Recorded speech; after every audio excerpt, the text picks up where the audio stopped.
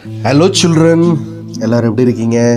நல்லா இருக்கீங்களா? Very good. உங்கள் அனைவருக்கும் ஆண்டவராகிய இயேசு கிறிஸ்துவின் நாமத்தில் கிரீட்டிங்ஸ், வாழ்த்துக்கள். இன்னைக்கு ஒரு பைபிள் ஸ்டோரி பார்க்கலாமா? இன்னைக்குள்ள பைபிள் ஸ்டோரி எங்க இருக்கு அப்படின்னு சொன்னா, சாம் 8:9, 23, 51, 70, 119. சங்கீதம் 8, 9, 23, 51, 70, 119 அதிகாரம்.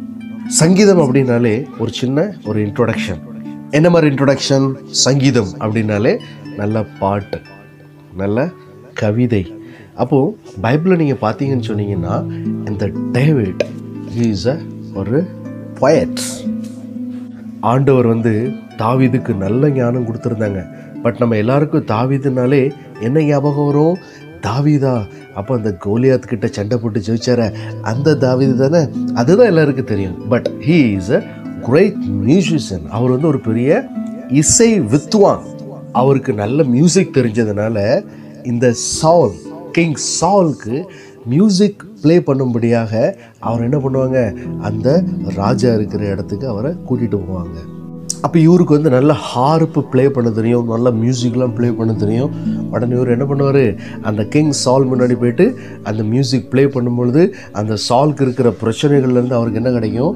ஒரு விடுதலை கிடைக்கும். பாருங்கள், அது மாத்திரம் கிடையாது, இந்த தாவீது ஆண்டவருடைய மகத்துவத்தை, ஆண்டவருடைய பிரஸ்தாபத்தை, ஆண்டவருடைய மகிமையை அவர் விளக்கி பாடியிருக்கிறார். அது எதில் பாடியிருக்கிறார் அப்படின்னு சொல்லி பார்த்தா, சங்கீதம் 8 அதிகாரம். In the lyrics, David spoke of God's greatness. O Lord of God, the majesty and glory of your name fills all the earth and overflows the heavens.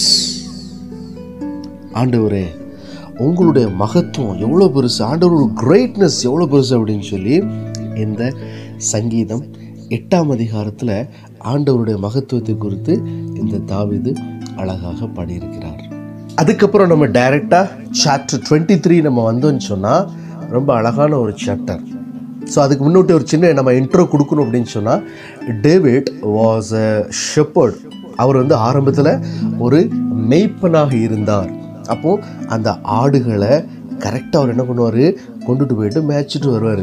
அப்போது இதை அப்படியே ஒரு வித்தியாசமான முறையில் ஆண்டவர் நம்முடைய மெய்ப்பனாக இருந்தால் எப்படி இருக்கும் அப்படிங்கிறத அவர் என்ன பண்ணுறாரு, அழகாக விளக்கி சொன்னார். இதில் சாம் 23, when he was young, David cared for his father's sheep.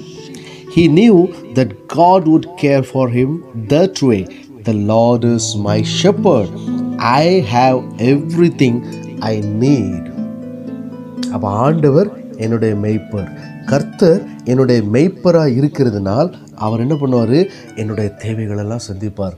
அப்போ அந்த தாவீது மெய்ப்பனாக இருக்கும் பொழுது அந்த ஆட்டுக்கு எங்கெங்கே தண்ணி கிடைக்கணும், எங்கெங்கே அதுக்கு புல் கிடைக்கணும் அப்படிங்கிற இடத்த எப்படி கரெக்டாக அந்த தாவீது கூட்டிகிட்டு போனார். அதே மாதிரி ஆண்டவர் நம்முடைய மெய்ப்பராக இருக்கும் பொழுது நமக்கு தேவையான தேவைகளை ஆண்டவர் என்ன பண்ணுவாங்க, நிவர்த்தி ஆக்குவாங்க. அல்லது I have every thing I need, ஆண்டவர் எனக்கு தேவையானதை தருவாங்க அப்படின்னு சொல்லி அழகாக விவரித்து பாடுறாரு. அது மாத்திரம் இல்லை, நான் இருளான பள்ளத்தாக்கில் நான் நடந்தாலும் பொல்லாப்புக்கு பயப்படேன். ஏன்னா ஆண்டவருடைய கரம் யார் கூட இருக்குது, என்னோடு கூட இருக்குது அப்படிங்கிறத.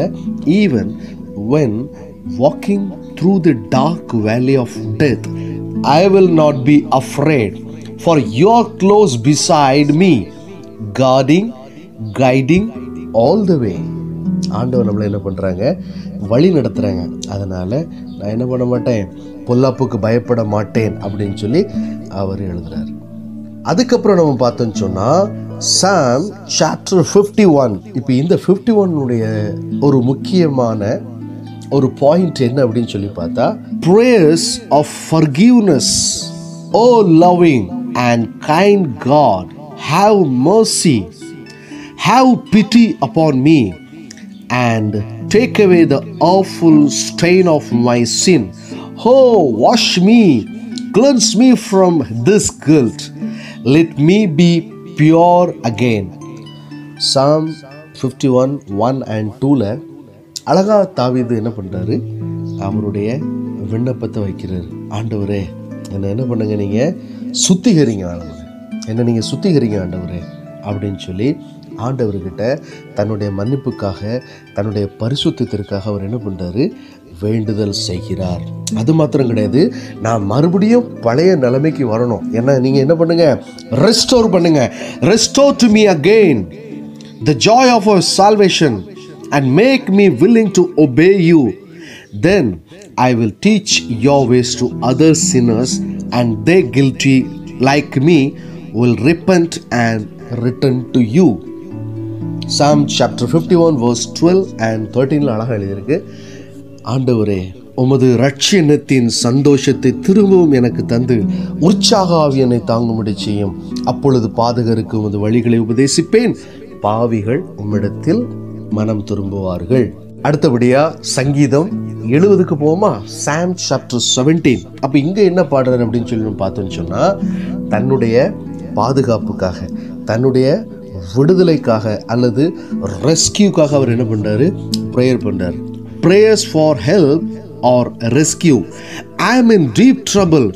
Rush to my aid, for only you can help and save me, O Lord. Don't delay. நானோ சிறுமையும் எளிமையுமானவன். தேவனே, என்னிடத்தில் தீவிரமாய் வாரும். நீரே என் துணையும் என்னை விடுவிக்கிறவருமானவர். கர்த்தாவே, தாமதியாதேயும். இப்படியாக தன்னை விடுவிக்கும்படியாக, தன்னை காப்பாற்றும்படியாக அவர் ஏறெடுக்கிற ஒரு விண்ணப்பம் தான் இந்த சாம் சாப்டர் 70, சங்கீதம் 70. அடுத்தபடியாக நம்ம எங்கே போகிறோம்? சாம் சாப்டர் 119, சங்கீதம் 119. அப்போ இங்கே நம்ம பார்த்தோன்னு சொன்னால், இது ஓவரால் இந்த பைபிள்லே ஒரு பெரிய சாப்டர் பாருங்க. இதில் ஒவ்வொரு வசனமாக ஆண்டவருடைய கற்பனைகள், ஆண்டவருடைய கமாண்ட்மெண்ட்ஸ், ஆண்டவருடைய சாட்சியை குறித்து என்ன பண்ணுது?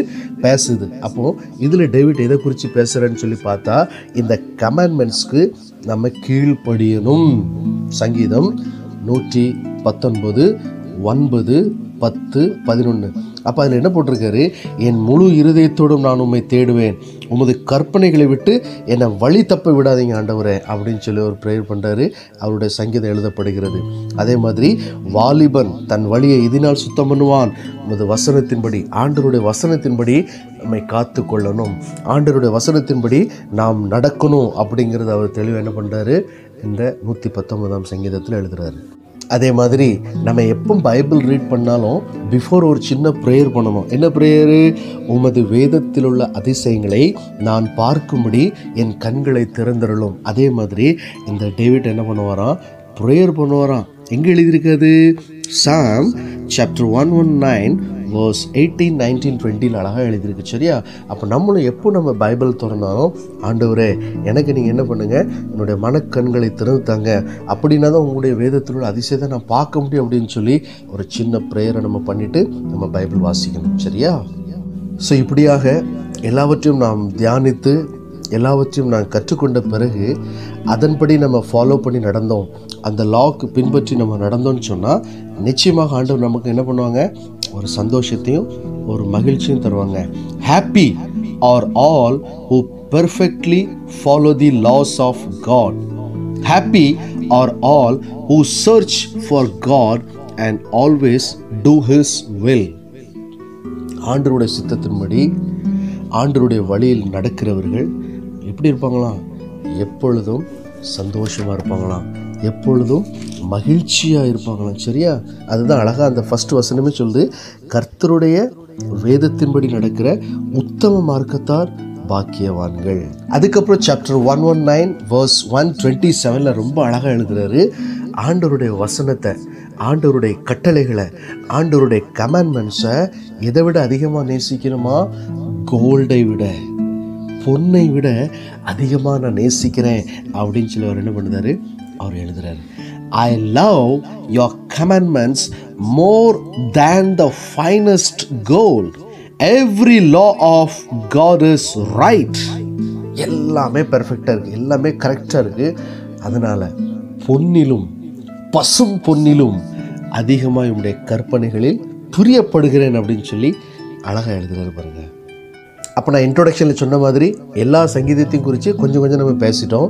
பட் சாப்டர் 9 பற்றி நம்ம பேசலாம். இப்போது சாப்டர் 9க்கு நம்ம வருவோம். இந்த டேவிட் எதை குறித்து பேசுகிறார் அப்படின்னு சொல்லி பார்த்தா, David wrote and sang many songs of praise and thanksgiving to God. I will be glad and rejoice in you. I will sing the praises of your name, O Most High. சங்கீதம் 9 நம்ம பார்த்தோம்னு சொன்னா, கர்த்தாவே என் முழு இருதயத்தோடும் உம்மை துதிப்பேன், உம்முடைய அதிசயங்கள் எல்லாம் விவரிப்பேன், உம்மில் மகிழ்ந்து களி கூறுவேன், உன்னதமானவரே உமது நாமத்தையே கீர்த்தனம் பண்ணுவேன். ஆண்டவருடைய நாமத்தை என்ன பண்ணுவாராம்? கீர்த்தனை பண்ணுவேன், உம்முடைய நாமத்தையே துதிப்பேன் அப்படின்னு சொல்லி நாம பார்க்குறோம். சரியா? ஸோ ஒரு சில குறிப்புகளை மாத்திரம் நம்ம இன்னைக்கு பார்த்தோம். இன்னும் ஒரு சில காரியங்களை நம்ம நாளைக்கு பார்க்கலாம். ஓகே, இதுதான் அந்த ஸ்டோரி. ஸோ இந்த சங்கீத புஸ்தகங்கள் மூலமாக நாம் கற்றுக்கொள்ள வேண்டிய ஒரு காரியம் ஒன்று, இந்த ஆத்தர், இந்த David is a poet, is a music player, is a singer. நல்ல பாட்டு பாடி, நல்ல பாட்டு எழுதி, நல்ல மியூசிக்லாம் ப்ளே பண்ணி ஆண்டவரை ப்ரைஸ் அண்ட் வர்ஷிப் பண்ணுறவர் தான் யார்? இந்த டேவிட், இந்த தாவீது. அப்போ அவருடைய வாழ்க்கை ஃபுல்லாகவே அவர் என்ன பண்ணுறாரு? தன்னுடைய ஆண்டவரை துதிப்பதற்காக, தன்னுடைய ஆண்டவரை புகழ்வதற்காக அவர் என்ன பண்ணுறாரு? நிறைய சங்கீதங்களை எழுதுகிறார். சரியா? அப்போது அவருக்கு தெரியுது, அவர் ஒரு ஷெப்பர்டாக இருந்ததுனால இந்த பிகினிங் ஆண்டவரும் நம்மளை வழி நடத்துகின்ற ஒரு ஷெப்பர்டாக இருந்து நம்மை பாதுகாப்பார். The Lord is my shepherd. ஆண்டவர் என்னுடைய மேய்ப்பராக இருக்கிறார், கர்த்தர் என் மேய்ப்பராக இருக்கிறார். அப்படிங்கும்போது நம்மளை ஆண்டவர் எந்த விதத்திலையும் தாழ்ச்சி அடைய விட மாட்டார். ஸோ ஒருவேளை ஏதாவது தவறுகள் நடந்துச்சு, இப்போ ஃபர்கிவ்னஸ்க்காக ப்ரேயர் பண்ணுறார். Chapter 51 for forgiveness. ஆண்டவரே என்னை மன்னிங்க, ஆண்டவரே என்னை மறுபடியும் ரிஸ்டோர் பண்ணுங்க அப்படின்னு சொல்லி கேட்குறாரு. சாப்டர் 119 காட்ஸ் வேர்டுக்குள்ள அந்த ஒரு பவரை அவர் வெளிப்படுத்துகிறார். ஆண்டவருடைய வார்த்தைகள், ஆண்டவருடைய கமாண்ட்மெண்ட்ஸ் எவ்வளோ முக்கியம் அப்படிங்கிறத அவர் அந்த இடத்துல தெரியப்படுத்துகிறார். எல்லாவற்றுக்கும் மேலாக ஆண்டவருடைய கட்டளைகளை அவர் பின்பற்றுவதற்கு ரொம்ப பிரயாசப்படுறார். ஸோ நாமும் நம்முடைய லைஃப்பில் இதே மாதிரி ஆண்டவரை புகழ்ந்து பாடுவோம், ஆண்டவரே பிரைஸ் அண்ட் வர்ஷிப் பண்ணுவோம். நம்முடைய வாயிலிருந்து புறப்படுகிற வார்த்தைகள் ஆண்டவரை மகிமைப்படுத்துகிற பாடல்களாகவே காணப்படட்டும். சரியா? ஸோ நீங்கள் சின்ன வயசுல ட்ரை பண்ணுங்கள், நல்ல ஆர்கன் படிக்க ட்ரை பண்ணுங்கள், நல்ல ரிதம் பேடு படிக்க ட்ரை பண்ணுங்கள், சின்ன சின்ன மியூசிக் இன்ஸ்ட்ருமெண்ட் படிக்கிறதுக்கு நீங்களும் என்ன பண்ணுங்கள்? ட்ரை பண்ணுங்கள். இந்த டேவிட் மாதிரி நீங்களும் இந்த சின்ன வயசுலேருந்து என்ன பண்ணணும்? நல்லா வளரணும். உங்களுடைய டேலண்ட் எல்லாத்தையும் ஆண்டவருக்கு நீங்கள் கொடுக்கணும். இதே மாதிரி நீங்கள் நல்லா மியூசிக்லாம் ப்ளே பண்ணி ஆண்டவருக்காக உங்களுடைய ஹானரை நீங்கள் என்ன பண்ணுங்கள்? கொடுங்க. ஸோ அப்படி நீங்கள் கொடுக்கும்பொழுது ஆண்டவர் நிச்சயமாக உங்களை ஆசீர்வதிப்பார். அது மாத்திரம் கிடையாது, நம்மளும் இந்த டேவிட் எப்படி ஆண்டவருடைய கட்டளைகளை பின்பற்றுகிறவர்களுக்கு மகிழ்ச்சி, ஹாப்பி, சந்தோஷம் இருக்குது அப்படின்னு சொன்னாரோ, அதே மாதிரி நாமும் காட்குள்ள கமாண்ட்மெண்ட்ஸ், லாவெல்லாம் ஃபாலோ பண்ணி ஆண்டவருடைய சந்தோஷத்தை, அந்த மகிழ்ச்சியை நம்ம என்ன பண்ணணும்? பெற்றுக்கொள்ளணும். எல்லாவற்றுக்கும் மேலாக ஆண்டவருடைய வார்த்தைகள் மேலே உள்ள அந்த அதிசயங்கள், அந்த வண்டர்ஸ் நமக்கு தெரியணும்னா நம்ம எவ்ரிடே பிஃபோர் பைபிள் ரீடிங் ஒரு ப்ரேயர் பண்ணணும். அதுதான் ரொம்ப முக்கியம். ஸோ பைபிள் குறித்து நம்மளுக்கு அதில் உள்ள அந்த வண்டர்ஸ்லாம் தெரிஞ்சால் தானே நம்ம பேச முடியும். ஒன்றுமே தெரியலன்னா, அப்போ நம்ம வாசிக்கும் போது ஒன்றுமே புரியலைன்னா நம்ம எப்படி காட்குள்ள அந்த கிரேட்னஸை பற்றி பேச முடியும்? அப்போ அந்த டேவிட்குள்ள ப்ரேயர், அந்த சங்கீதம், சங்கீதக்காரனுடைய அந்த ஜெபமே நம்மளுடைய ஜெபமாக காணப்படட்டும். என்ன ஜெபம்? சாம் chapter 119 verse 18. Open my eyes that I may see wonderful things in your law. சங்கீதம் 119:18. உமது வேதத்தில் உள்ள அதிசயங்களை நான் பார்க்கும்படிக்கு என் கண்களை திறந்திரலும். எவ்ரிடே ஆண்டவர்கிட்ட கேளுங்க, ஆண்டவரே உங்கள் வேதத்தில் உள்ள அதிசயத்தை நான் பார்க்கணும். எவ்ரிடே அதை கேளுங்க. ஆண்டவர் இன்னும் பைபிளில் உள்ள நிறைய காரியங்களை நமக்கு என்ன பண்ணுவாங்க? அந்த வண்டர்ஃபுல் திங்ஸை நமக்கு விவரித்து காட்டுவாங்க. ஸோ அதன்படியே நாம் நடந்து ஆண்டவரை துதித்து நம்மளுடைய சங்கீதங்களினாலும் கீர்த்தனைகளினாலும் ஒவ்வொரு நாள் ஆண்டவரை நம்ம praise and worship பண்ணுவோம். ஆண்டவர் நிச்சயமாக மகிமைப்படுவார். Okay children, take care. Bye bye. Thank you.